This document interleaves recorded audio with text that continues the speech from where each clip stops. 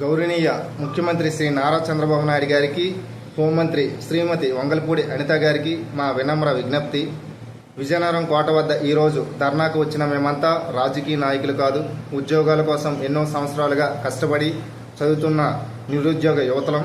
ముందుగా ప్రభుత్వం పోలీసు నియామకాల ప్రక్రియను ప్రారంభించాలనే నిర్ణయం మాకెంతో, మీరు ఈ నిర్ణయం తీసుకున్నందుకు మాకెంతో సంతోషం. కానీ దానికి కూడా మీకు ధన్యవాదాలు తెలియజేసుకుంటున్నాం. అయితే ప్రస్తుతం ప్రకటించబడుతున్న సుమారు 2500 నుంచి 2700 పోస్టులు రాష్ట్రంలోని లక్షలాది నిరుద్యోగ యువతకు ఆశలకు, రాష్ట్రంలోని ఎంతోమంది యువతకు ఇవి సరిపోవని, ఈ సంఖ్యను గణనీయంగా పెంచి 10,000 పోలీసు ఉద్యోగాల భర్తీ చేయాలని మా విజ్ఞప్తి. సార్, ప్రతి ఇంట్లో ఒక పోలీసు ఉద్యోగం కోసం సంవత్సరాలుగా సిద్ధమవుతున్న విద్యార్థి ఉన్నాడు. ఉదయం నుంచి రాత్రి వరకు గ్రౌండ్లో పరుగులు, లైబ్రరీల్లో చదువు, కుటుంబాల ఆర్థిక ఇబ్బందులు, ఇవన్నీ ఒక ఉద్యోగం కోసం మాత్రమే.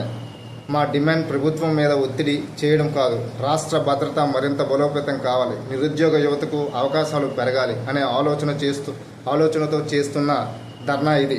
ముఖ్యమంత్రి చంద్రబాబు నాయుడు గారు యువత భవిష్యత్తుపై మీరు ప్రత్యేక శ్రద్ధ చూపుతారని మాకు నమ్మకం ఉంది. అలాగే నారా లోకేష్ గారు, హోంమంత్రి వంగలపూడి అనిత గారు ఈ విషయంపై కొంచెం దృష్టి పెడతారని, పోలీస్ శాఖకు మీరు నాయకత్వం వహిస్తున్నారు వంగలపూడి అనిత గారు, మా విజ్ఞప్తిని సానుకూలంగా పరిశీలించి ఖాళీల సంఖ్యను పెంచే దిశగా చర్యలు తీసుకోవాలని మనస్ఫూర్తిగా కోరుతున్నాం.